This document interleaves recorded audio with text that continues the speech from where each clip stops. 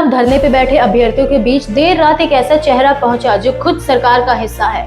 तुरंत अब बताइए जितना हमारी जानकारी में है।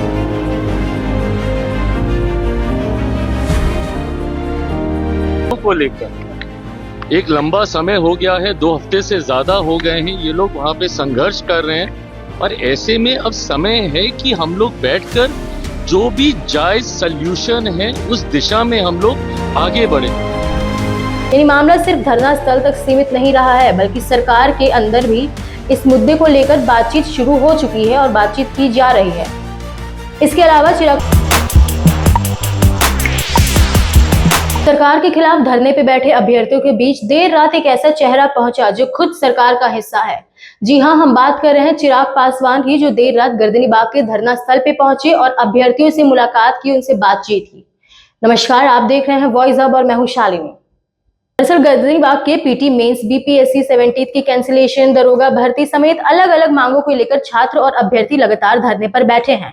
इसी बीच देर रात केंद्रीय मंत्री चिराग पासवान का यहां पहुंचना काफी अहम माना जा रहा है। चिराग पासवान ने धरना स्थल पर पहुंच के आंदोलन कर रहे अभ्यर्थियों से उनकी मांगे सुनी, उनकी मांगों को समझा और उन्हें आश्वासन भी दिया। अब यहाँ एक सवाल उठता है, आखिर चिराग पासवान का इस आंदोलन के बीच पहुंचना इतना महत्वपूर्ण क्यों है? क्योंकि चिराग पासवान खुद एक सरकार का हिस्सा है और जब सरकार के खिलाफ छात्र और अभ्यर्थी सड़क पर उतरे हैं तो सरकार तक अपनी बात पहुंचाने में राजनीतिक प्रतिनिधियों की भूमिका काफी अहम मानी जाती है। खासकर तब जब सिर्फ 2 अभ्यर्थी की नहीं बल्कि पूरे बड़ी संख्या की अभ्यर्थियों की बात हो। यहाँ सिर्फ 1 या 2 नहीं, बहुत बड़ी संख्या में अभ्यर्थी धरने पर बैठे हैं। पीटी मेंस, बीपीएससी 17 की कैंसिलेशन और दरोगा भर्ती समेत अनेक कई अलग अलग मांगे हैं। उन्हें लेकर चिराग पासवान ने शिक्षा मंत्री मिथिलेश तिवारी से भी बात की। यानी मामला सिर्फ धरना स्थल तक सीमित नहीं रहा है, बल्कि सरकार के अंदर भी इस मुद्दे को लेकर बातचीत शुरू हो चुकी है और बातचीत की जा रही है। इसके अलावा चिराग पासवान ने मुख्यमंत्री सम्राट चौधरी से भी मुलाकात की और छात्रों की मांगों को उनके सामने भी रखा, उनसे भी उनकी बात हुई है। अब यहाँ समझने वाली बात यह है कि किसी भी आंदोलन की सबसे बड़ी ताकत क्या होती है, वो है एकता।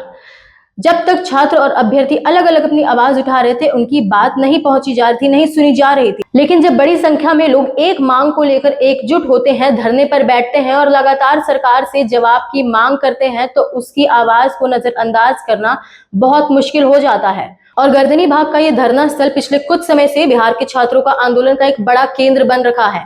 पीटी मेंस हो, बीपीएससी 17 की कैंसिलेशन की मांग हो, दरोगा भर्ती से जुड़े सवाल हो या असिस्टेंट इंजीनियर से जुड़ी डिमांड्स हो, अभ्यर्थी लगातार सरकार से स्पष्ट जवाब और कार्रवाई की मांग कर रहे हैं। ऐसे में चिराग पासवान का धरना स्थल पे पहुंचना सिर्फ एक मुलाकात नहीं, बल्कि राजनीतिक तौर पे भी एक संदेश है कि छात्रों की मांग को लेकर सरकार के अंदर बातचीत का रास्ता खुल चुका है।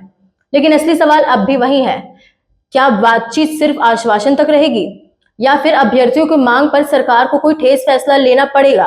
और अगर लेना पड़ेगा तो कब तक लेंगी? क्योंकि आंदोलन कर रहे छात्रों को सिर्फ सुनना नहीं है, उनकी बात सुनी जानी चाहिए, ये तो है ही। उनको इंतजार है एक्शन का, फैसले का, अपनी मांगों को पूरा करते हुए देखने का। फिलहाल चिराग पासवान ने अभ्यर्थियों से बात की, सरकार के सामने उनकी डिमांड्स रखी, मुख्यमंत्री से भी बात की, शिक्षा मंत्री से भी इनकी डिमांड्स की बातचीत की। इसलिए सबकी निगाहें अब सरकार पर हैं। अब देखना ये होगा कि इस मुलाकात का धरना स्थल पे अभ्यर्थियों पे कितना असर पड़ता है, कितना पॉजिटिव असर पड़ता है और कब तक इस पे कोई फैसला लिया जाएगा। इसमें कोई फैसला लिया भी जाएगा या उनकी डिमांड्स को वैसे ही सुन के अनदेखा कर दिया जाएगा और प्रोटेस्ट और लंबा खिंचता जाएगा? आपको क्या लगता है? हमें कमेंट्स में जरूर बताएं और बने रहे वॉइस अप के साथ ऐसे ही इंपॉर्टेंट अपडेट्स के लिए। धन्यवाद।